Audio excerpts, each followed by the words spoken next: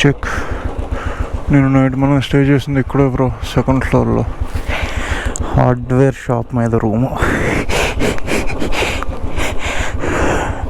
ఇక్కడ మా ఫ్రెండ్ ఉన్నాడు అన్నాను కదా, వాడు భయ్యా నువ్వు బయట చేసినట్టు ఇక్కడ పెట్రోల్ పంప్స్లో చెయ్యకు, అస్సాంలో కొద్దిగా సిచ్యువేషన్ బాగాలేదు ఇప్పుడు, ఎక్కడో ఒక చోట రూమ్ తీసుకో, ఏది దొరక్కపోతే నువ్వు ఏ హోటల్లో అయితే ఫుడ్ తింటావో అదే హోటల్లో అని అడిగి అక్కడే పనుకో కావాలంటే అన్నాడు.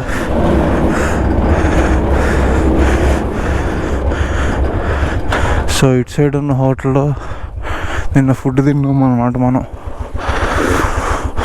వాళ్ళని ఇక్కడ అక్కడైనా రూమ్ దొరుకుద్దా అంటే ఇది చూపించారు.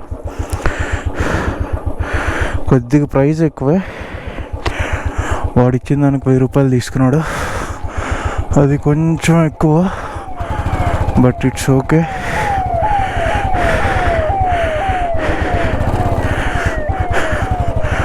నిన్న అట్లీస్ట్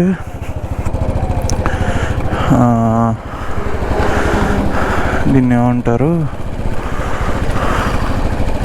నాగొందాకి వెళ్దాం అనుకున్నా, కానీ నైట్ అవ్వగానే అసలు 7:20 టైం కంప్లీట్ ఫుల్ డార్క్ అయిపోయింది.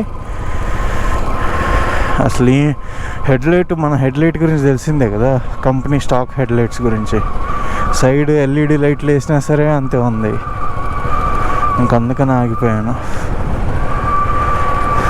ఇంక ఇప్పుడు డైరెక్ట్గా నేషనల్ పార్క్ వెళ్ళడమే. అండ్ మోర్ ఓవర్ తవాంగ్లో ల్యాండ్ స్లైడ్ అయ్యింది అన్నట్లు నేను ఇక్కడ పోస్ట్ చూశాను ఒకటి, చూద్దాం. ఇప్పుడు వెళ్తాం కదా మనం ఎలిఫెంట్ దానికి, దాని పక్కనే బార్డర్ తవాంగ్ వెళ్ళేది, సో అక్కడికి వెళ్ళగానే చెప్పేస్తారు ఎలా ఉంది ఏంటి అని పొజిషన్. సో మనకి పెద్ద టైం వేస్ట్ అవ్వదు. ఒకవేళ ల్యాండ్ స్లైడ్ అయ్యింది అంటే, ఎందుకు అంటే అస్సాము హిమాచల్ ప్రదేశ్ లాగా కాదు, ఇక్కడ ల్యాండ్ స్లైడ్ అయితే కొన్ని రోజులు పట్టుద్ది అప్పుడప్పుడు స్లైడ్ మొత్తం తీయడానికి, అండ్ తీసే కొద్దిగా ఎక్కువ వచ్చుద్ది అందుకు. సో కనుక్కొని దాన్ని బట్టి లైక్ ఒక 3-4 అవర్స్లో తీసేస్తారు అంటే వెళ్తాం, లేదు 2-3 డేస్ పట్టుద్ది అంటే మాత్రం మేఘాలయ వెళ్తాను డైరెక్ట్గా. జస్ట్ తవాంగ్ రూట్ టచ్ చేసి మేఘాలయ వెళ్తాను. Check check check.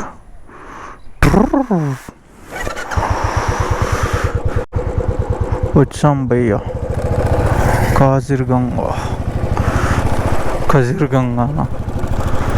నేనేమో కాజిర్గంగా అంటున్నా, ఇక్కడ ఉన్న వాళ్ళు కొంతమంది కాజిర్గంగా అంటున్నారు, కొంతమంది కజిర్గంగా అంటున్నారు. కజిరంగా ఏమో. దారిలో ఫుల్ వర్షం పడింది, లిటరల్లీ ఎలా అంటే కెమెరా ఆన్ చేసి కెమెరా లోపల పడేస్తున్న వర్షం వల్ల అని చెప్పే గ్యాప్ లేకుండా పడింది. మనకు చూపించిన కాజిర్గంగా నేను నైట్ది జస్ట్ ఎంట్రన్స్ అంతే, లోపలికి ఇంకో 40 కిలోమీటర్లు వెళ్ళాలి. ఒక 20 వచ్చాము, ఇంకో 20 ఉంది. ఇప్పుడు వెళ్ళాలి లోపలికి. సఫారీ వారిని అడగాలి, అరే బాబు నాకు ఒక్క రైనా సార్ నన్ను చూపించలేక ఇప్పుడు అవ్వదు అనుకుంటే నేను ఇక్కడే ఉంటానురా, ఎప్పుడైతే చెప్పరా అప్పుడే వస్తానురా అని చెప్పాలి వాడికి. ఇంకా చూద్దాం, మన దరిద్రం డామినేట్ చేస్తుంది ఎప్పుడు మనల్ని, but let's hope for the best. At least ఒక్క రైనోసారస్ ఒక్కటన్నా కనిపించిద్దేమో చూద్దాం. ఫారెస్ట్ ఆఫీసర్ ఒక ఆయన కనిపిస్తే అడిగారు, సఫారీకి ఎక్కడికి వెళ్ళాలి సార్, నేషనల్ పార్క్ దాకా వెళ్ళాలా అంటే మెయిన్ టార్గెట్ ఏంటన్నాడు. రైనోని చూడ్డం అన్నా. ఒక పని చేయి, ఒక 3-4 కిలోమీటర్స్ ముందుకెళ్తే బగోరి అని ఒక ప్లేస్ వచ్చింది, అక్కడ సఫారీ ఉంటుంది, నీకు నేషనల్ పార్క్లో కంటే అక్కడ సఫారీ దగ్గర ఛాన్స్ ఎక్కువ ఉంటుంది చూడడానికి అన్నాడు. సో లెట్స్ సీ, అక్కడికే వెళ్ళి చూద్దాం. ఎందుకంటే ఎవడో చెప్తే సర్లే అనుకోవచ్చు, కానీ ఫారెస్ట్ అయినా బగోరి వెళ్ళి చూడు అక్కడ ఛాన్స్ ఎక్కువ ఉంటుంది అన్నాడు. సో ఎందుకు మనం ఇంక అక్కడ దాకా వెళ్ళి తక్కువ ఛాన్స్ చేసుకోవడం. Let's hope for the best అంతే. మొన్న నేపాల్లో వెళ్ళినప్పుడు జింకలు తప్ప ఏం కనపడలేదు, ఇక్కడ జింకలు కూడా ఉండవు. అక్కడ జింకలు ఉండవు, పులులు, రైనోసారస్, ఆవులే ఇయ్యే ఉండేది. చూద్దాం ఏమవుద్దాం. సఫారీ క్లోజ్ అంట బ్రో. సైట్ సీయింగ్ ఉంటుంది సార్, 1 కిలోమీటర్ వెళ్ళండి, దూరం నుంచి చూపిస్తారు, దగ్గరికి తీసుకుని వెళ్ళరు అన్నమాట. చూద్దాం ఏమవుద్ది అని.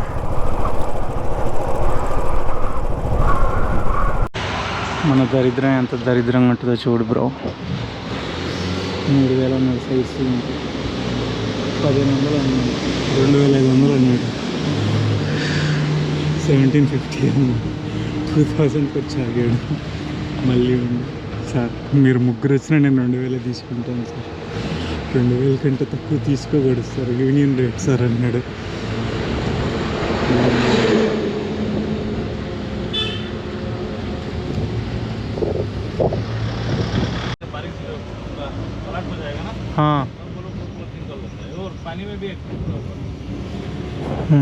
రైనోసార్లు కనిపించినాయి బ్రో, కొద్దిగా లక్ ఉంది మనకి ఈరోజు, కాకపోతే దూరం నుంచి కనిపించినాయి. ఇది వాటి బ్రీడింగ్ టైం అంట, దగ్గరికి వెళ్తే గుర్తు దెంగేస్తాయి అన్నాడు. ఫోటో పెడతాను నేను, ఫోన్లో ఫోటో తీస్తాను, చాలా దూరం నుంచి జూమ్ చేస్తే చూద్దాం. ఐఫోన్ స్టెబిలిటీ ఇది పోయింది, ఇంకో ఆప్షన్ లేదు మనకి, మోటోలో అనేది. ఇక్కడ ఇల్లు చూడు బ్రో, ఫారెస్ట్ డిపార్ట్మెంట్ ఏమో కొన్ని డబుల్ డెక్స్లో వేస్తున్నాయి, మిగిలిన ఇళ్ళన్నీ బ్యాంబూస్తో 5 ఫ్లోర్కి వేస్తున్నాయి. అక్కడ దూరంగా ఒక రైనా ఉంది, కెమెరాలో ట్రై భయ్యా. దూరంగా చాలా రైనస్ ఉన్నాయి బ్రో. నేపాల్ దానికంటే చాలా బెటర్ అనిపిస్తుంది నాకు.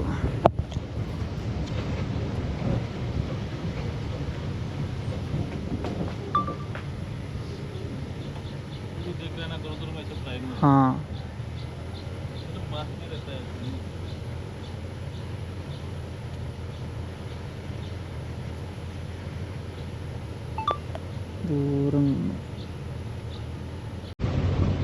ఇల్లు చూడు బ్రో, మొత్తం కట్టలు మట్టి, ఒక్క గవర్నమెంట్ ఫారెస్ట్ మాత్రమే కాంక్రీట్గా ఉన్నాయి, మిగిలిన చాలా వరకు కట్టెలతో కట్టేసుకున్నారు. భయ్యా 1 సెకండ్స్లో కన్నా ఓయే.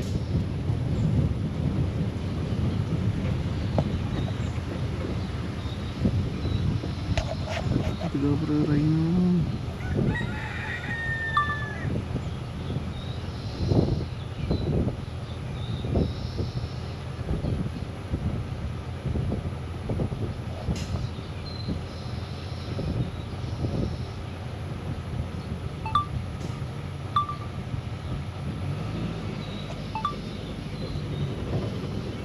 రైనా అదిగో బ్రో, జూమ్ చేసి పెడతాను నేను, నాకంటే ఘోరంగా పనుకున్నాను.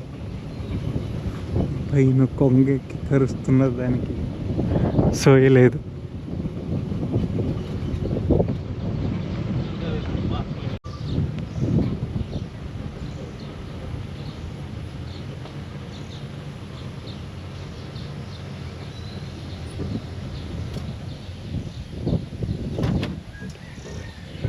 అదొక రైనా, జూమ్ చేసి పెట్టాను.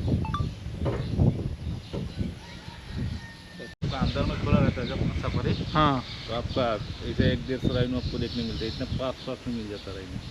अभी जो पास में घर है ना, पास में उधर सुन दिए थे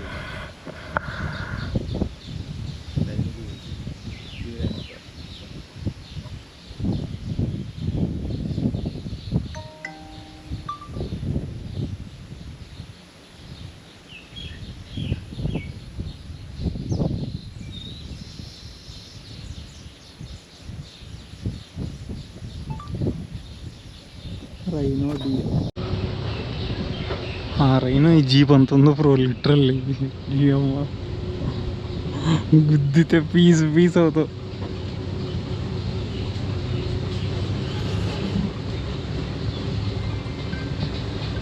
దగ్గరగా ఒక్కటి కనిపిస్తే బాగుంది, దగ్గరగా.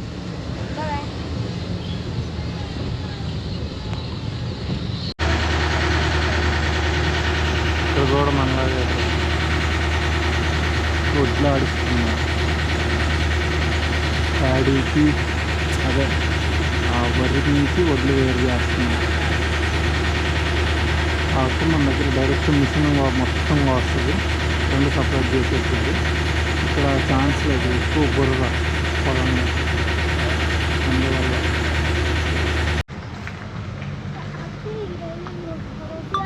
అక్కడ ఉంది బ్రో, దూరంగా అయ్యింది. మధ్యలో నుంచి ఎడిటింగ్ అప్పుడు జూమ్ చేసి చూపించడానికి ట్రై చేస్తాను.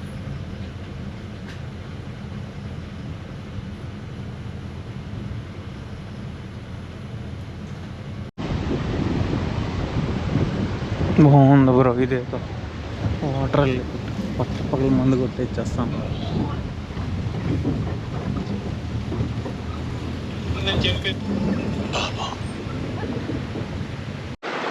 ఇదేదో రివర్ పాయింట్ బ్రో, బాగానే ఉంది. ఇక్కడికి రావడానికి ఎక్స్ట్రా 200 అడిగాడు. మా జీవితం డబ్బు డబ్బు డబ్బు.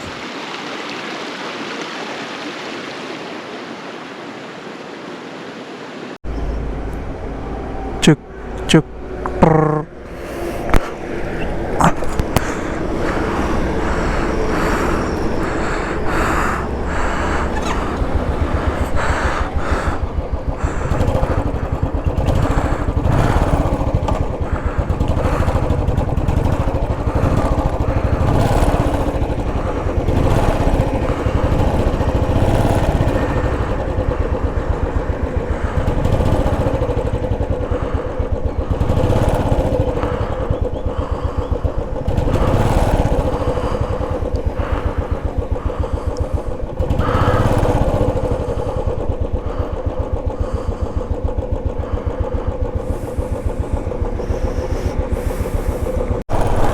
Okay bro.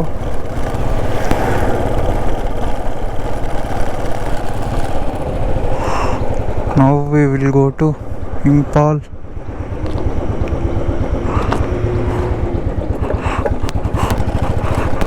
Sorry, Impal కాదు.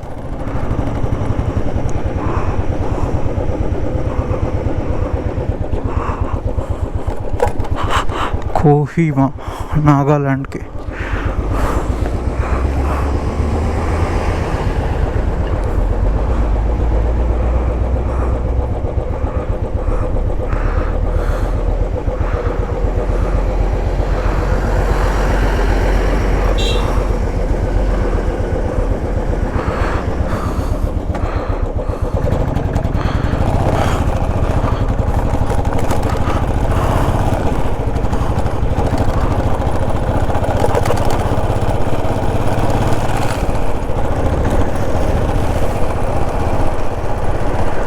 కోహిమా 5 hours చూపిస్తుంది. చూద్దాం ఎక్కడి వరకు వెళ్ళగలుగుతాం ఏంటి అని. ముందు గొలాటియా అని ఏదో ఊరుంది బ్రో, అక్కడ రాయల్ ఎన్ఫీల్డ్ సర్వీస్ సెంటర్ ఉంది. అక్కడికి వెళ్ళి ఫస్ట్ మన ఎయిర్ ఫిల్టర్కి అది ఫోర్స్ క్యాప్ దొరుకుద్దేమో చూడాలి. మనం ఏంటంటే నిన్నటి వరకు ఆ క్యాప్ లేదు కాబట్టి పెద్ద ఎయిర్ ఫిల్టర్ వాడాం. సో వచ్చిన ఎయిర్ కరెక్ట్గానే వెళ్ళింది. మొన్న సర్వీస్కి ఇచ్చినప్పుడు వాడు నా దగ్గర చిన్న ఎయిర్ ఫిల్టర్ ఉంది అని చెప్పి అది వేసి దిగాడు. సో ఇప్పుడు ఆ చిన్న ఎయిర్ ఫిల్టర్కి పక్కా క్యాప్ కావాలి. సో నేను ఆల్రెడీ 2 సర్వీస్ సెంటర్లో అడిగాను, 500 క్యాప్ లేదు మా దగ్గర అన్నారు. సో ఇంకా అక్కడ వాళ్ళు ఏమన్నారంటే ముందుంటుంది అన్నారు. ఇంక ఇక్కడ అడగాలి, ఎందుకంటే ఇక్కడ 500 క్లాసిక్లు ఎక్కువ సేల్ అయినాయి అంట అప్పట్లో. సో ఇక్కడ స్పేర్ పార్ట్స్ నీకు 500 క్లాసిక్కి దొరుకుతాయి అన్నారు. సో చూద్దాం ఒకసారి, ఉంటే ఆ క్యాప్ వేయించేసే, అది పెద్ద టాస్క్. అది ఆ క్యాప్ లేకపోతే తక్కువ స్పీడ్తో వెళ్ళేటప్పుడు ఇంజన్ కొంచెం ఆఫ్ అయినట్టు ఉంటుంది, పవర్ ఆఫ్ అయినట్టు. హై స్పీడ్లో ఓకే, తక్కువ స్పీడ్లో కానీ మనకు ఆ తక్కువ స్పీడ్లో కూడా రాకూడదు ఆ ఇష్యూ. అది ఇంజన్ లైఫ్ మీద గట్టిగా దెబ్బేస్తుంది. అందుకు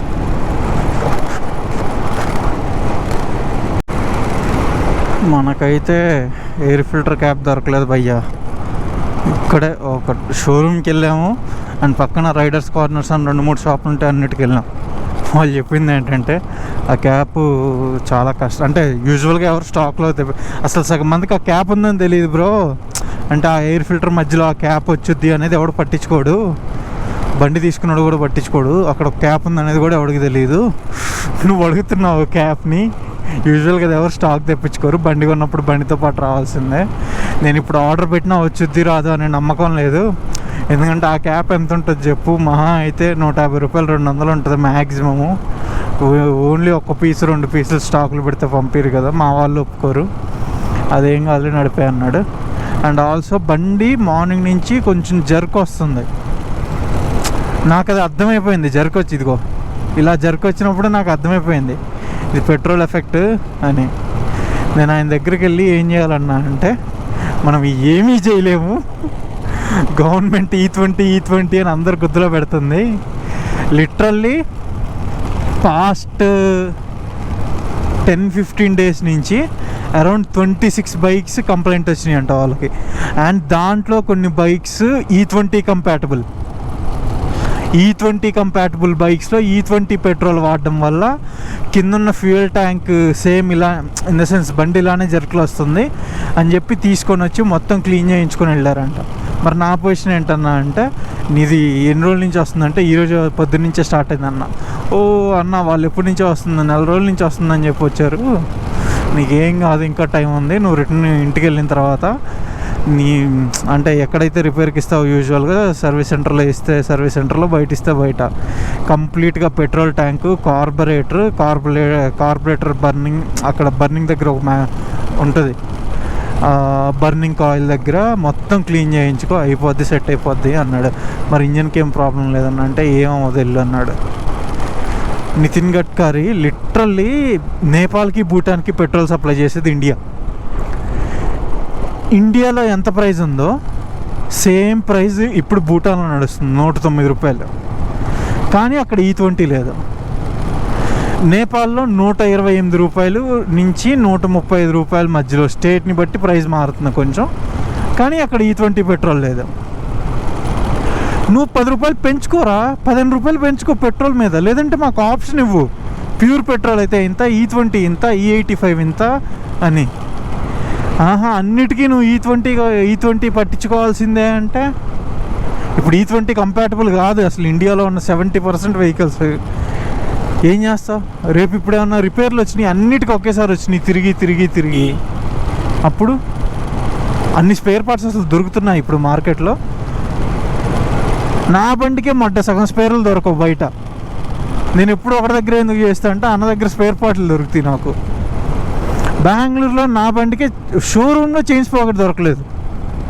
వాడు వారం ఆగమన్నాడు షోరూంలో చైన్స్ పాకెట్ 500 క్లాసిక్కి. అమ్మ నితిన్ గడ్కరీ బర్త్డే రోజు చేయాలి, ఫాదర్స్ డే. అసలు ఎంత ప్రాఫిట్ చేస్తున్నాడు బ్రో కొడుక్కి. నేను ఇప్పుడు యాంటీ నేషనలే, నేను ఒప్పుకుంటా ఈ విషయంలో, నేను యాంటీ నేషనల్. E20 గురించి మాట్లాడితే యాంటీ నేషనల్ అన్నాడు కదా, I will be anti national on this. మొడ్డ గుడుపుతున్నాడు బండ్లన్నీ. ఆయన సెంట్రల్ రోడ్ ట్రాన్స్పోర్ట్ మినిస్టరా, సెంట్రల్ ఇథనాల్ మినిస్టరా, పెట్రోలియం మినిస్టర్ కాముకుంటున్నాడు. పెట్రోలియం మినిస్టర్ ఏం లేదు,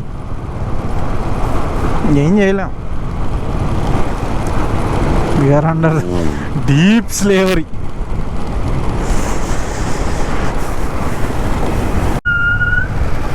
మన నెక్స్ట్ స్టాప్ వచ్చేసి కోహిమా బ్రో, నాగాలాండ్ క్యాపిటల్.